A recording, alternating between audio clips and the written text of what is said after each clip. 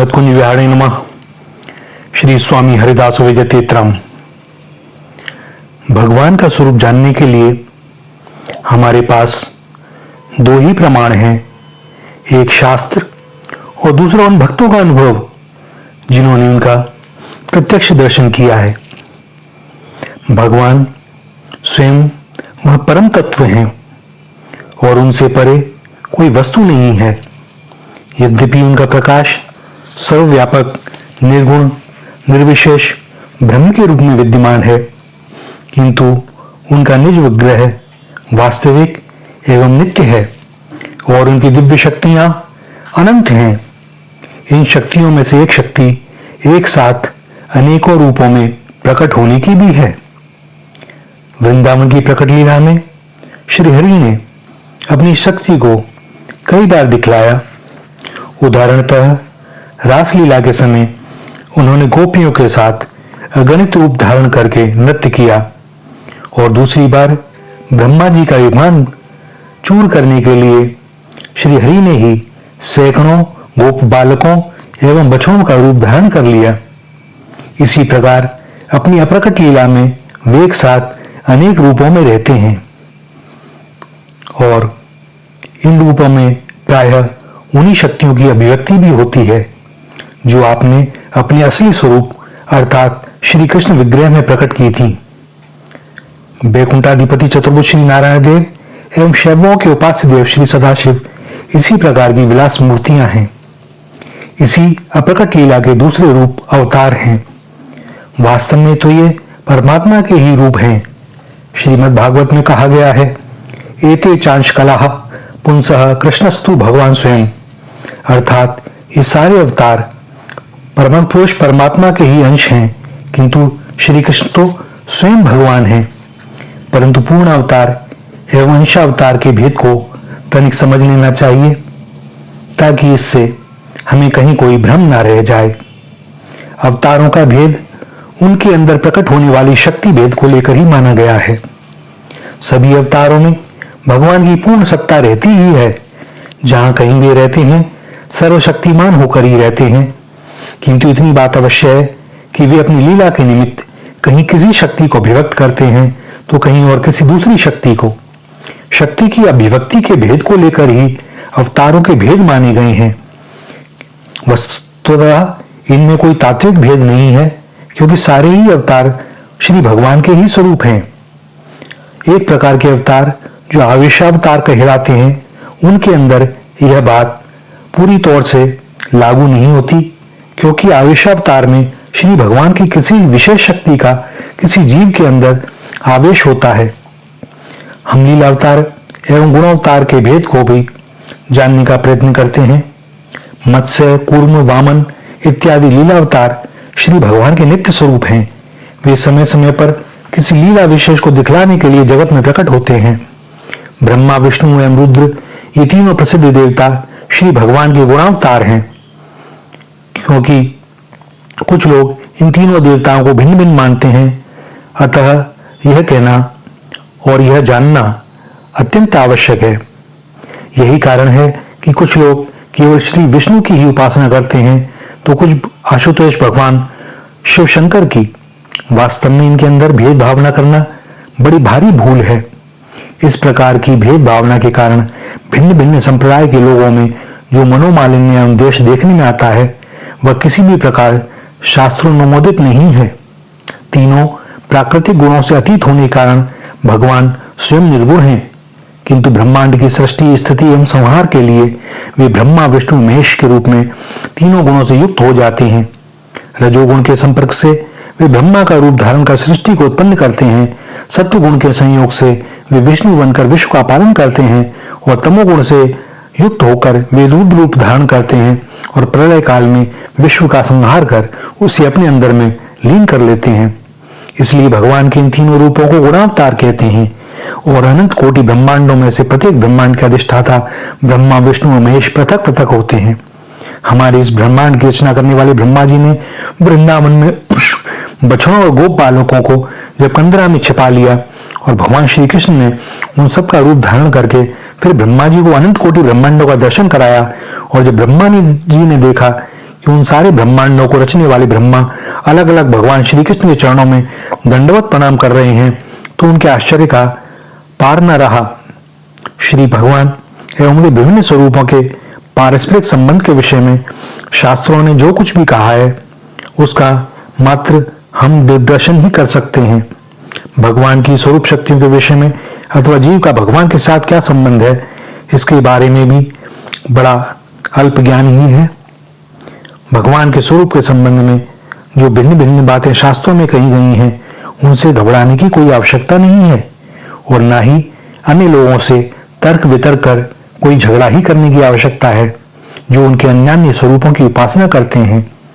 हम चाहें जिस रूप में उनकी पूजा करें, वे हमें उसी रूप में प्राप्त होंगे। गीता में भगवान अपने श्री मुख से स्वयं कहते हैं कि सभी देवताओं की पूजा साक्षात रूप से अथवा अप्रकट रूप से मेरी ही पूजा है। भिन्न भिन्न संप्रदायों में श्री कृष्ण के ही किसी न किसी स्वरूप का प्रत्यक्षानुभव युक्त वर्णन है। उनके गुण अनंत हैं, अतः उनका अनुभव भी अनंत प्रकार से एवं भिन्न भिन्न भावों के द्वारा हो सकता है।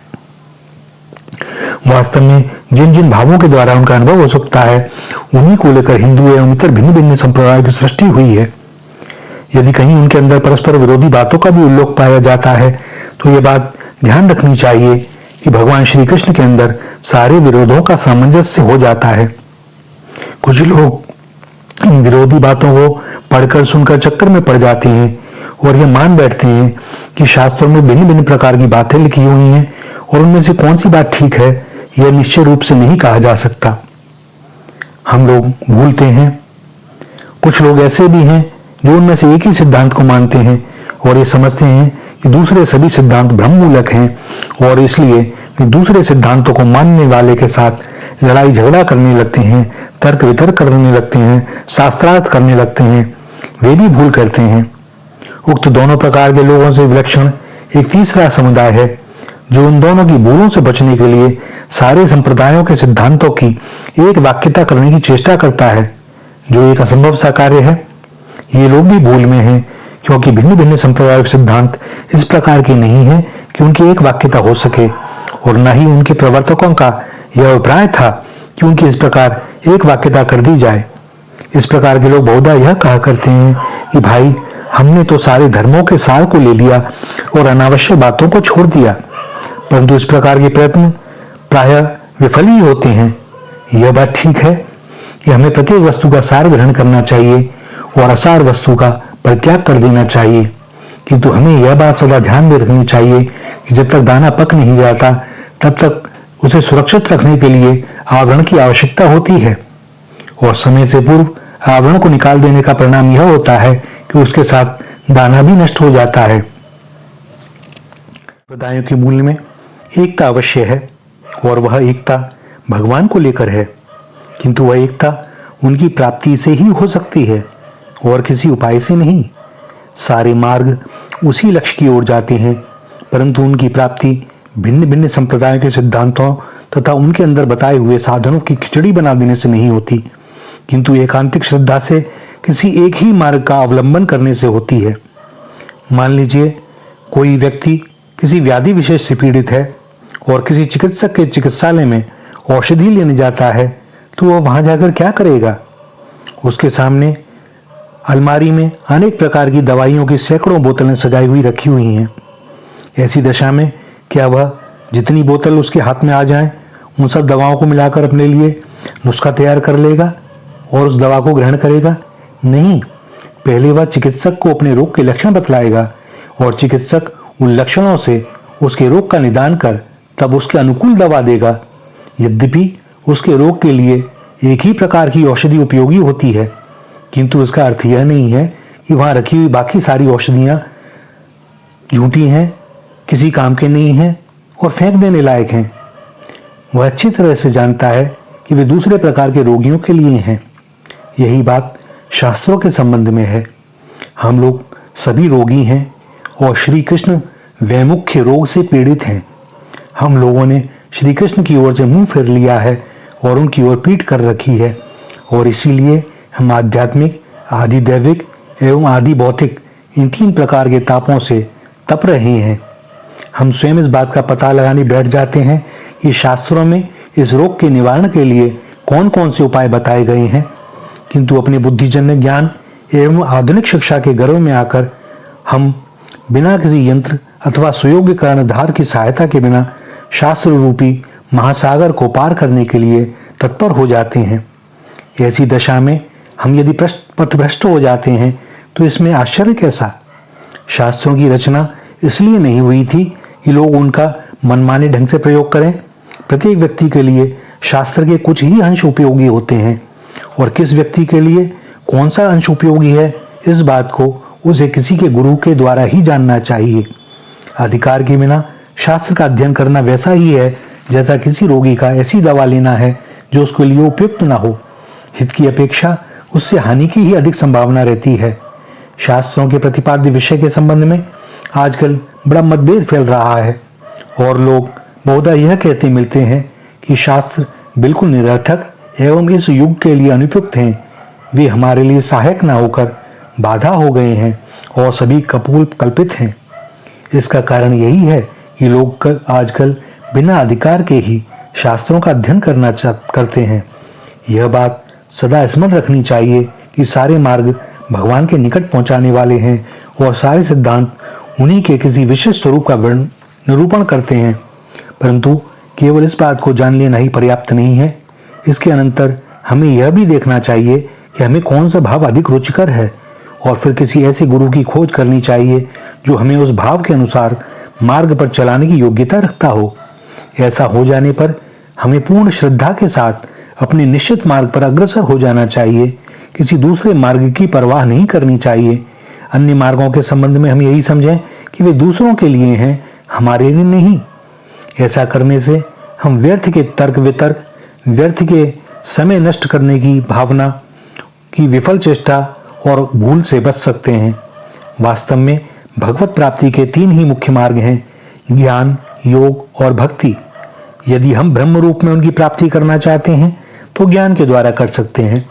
परमात्मा रूप में उनकी प्राप्ति करने के लिए हमें योग मार्ग का अनुसरण करना होगा और भगवान के रूप में उन्हें प्राप्त करने के लिए हमें भक्ति का आश्रय लेना पड़ेगा। श्री भगवान ने स्वयं उद्धव के प्रति कहा था कि न तो योग से और न ज्ञान से, न धर्मानुष्ठान से, न वेदों के अध्ययन से, न तपस्या से और न त्याग से ही कोई मुझे पा सकता है। मैं तो केवल भक्ति से प्राप्त होता हूँ। तो भावेन तथा एकांततः उनकी शरण में जाने के सिवा और कोई उपाय नहीं। हमारा समर्पण सर्वांगीण होना चाहिए, उसमें किसी भी प्रकार की त्रुटि नहीं होनी चाहिए और न ही हमें बदले में श्री हरि से कोई याचना ही करनी चाहिए।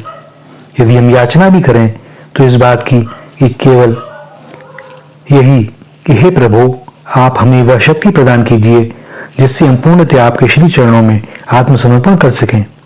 श्री कृष्ण के साथ आदान प्रदान नहीं हो सकता और उनका बन जाने के बाद हमें न तो किसी और वस्तु की इच्छा हो सकती है और न ही हमें परिणाम का ही भय हो सकता है।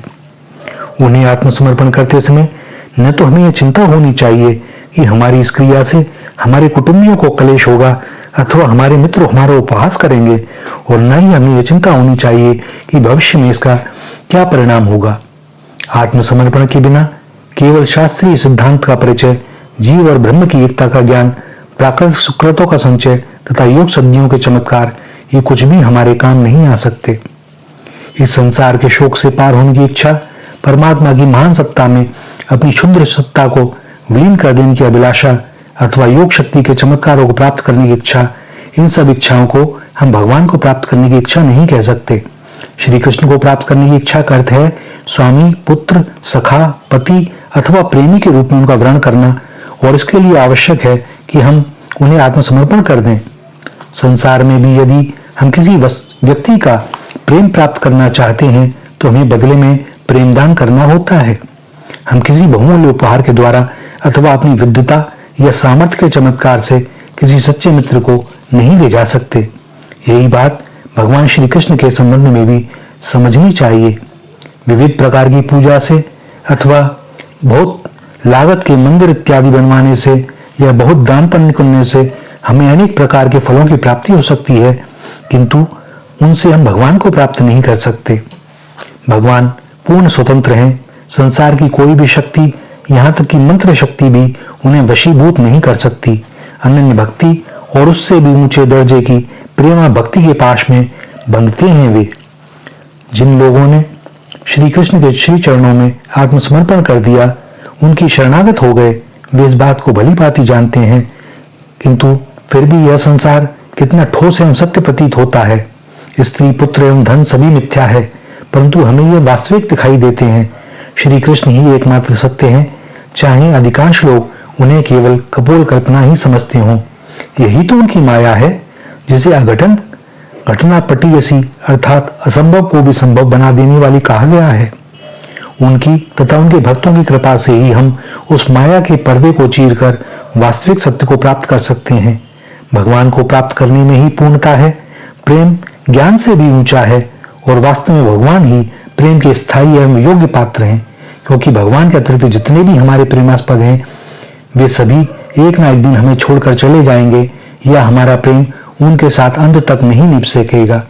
प्रेम प्रेमास्पद की सेवा करना चाहता है, परंतु वास्तव में भगवान ही हमारे सेव्य बनने के योग्य हैं। श्री कृष्ण का प्रेम स्वर्ग और अपवर्ग के सारे सुखों से बढ़कर है। यदि श्री कृष्ण का प्रेम प्राप्त हो गया, तो फिर इस संसार में बार बार जन्म लेने में भी क्या आपत्ति। प्रेमी प्रभु की सेवा को छोड़कर अपनी मुक्ति की चाहना अथवा एक क्षण के लिए भी उसकी विस्मृति हो जाना, भक्ति की दृष्टि में यही सबसे बड़ी विपत्ति है। भगवान स्वयं कहते हैं कि मेरे भक्त मेरी सेवा को छोड़कर सालोक्य, सृष्टि, सामीप्य, सारूप्य एवं सायुज्य, इन 5 प्रकार की मुक्तियों में से किसी भी मुक्ति को ग्रहण नहीं करते, चाहे मैं स्वयं उन्हें उसका दान क्यों ना करूं। श्री चैतन्य महाप्रभु ने निम्नलिखित ने इस श्लोक में इसी भाव को प्रदर्शित किया है। न धनम न जनम न सुंदरीम कविताम व जगदीश कामये मम जन्मनि जन्मीश्वरे भवता भक्ति रहेतु की त्वयि। अर्थात हे जगदीश्वर, मुझे न तो धन की इच्छा है, न मित्रों की, न सुंदरी स्त्री की चाह है और न विद्वता की। मेरी तो केवल यह अभिलाषा है कि जन्म जन्मांतर में मेरी तुम्हारे अंदर हेतु रहित भक्ति बनी रहे। श्री राधा, श्री राधा, श्री राधा।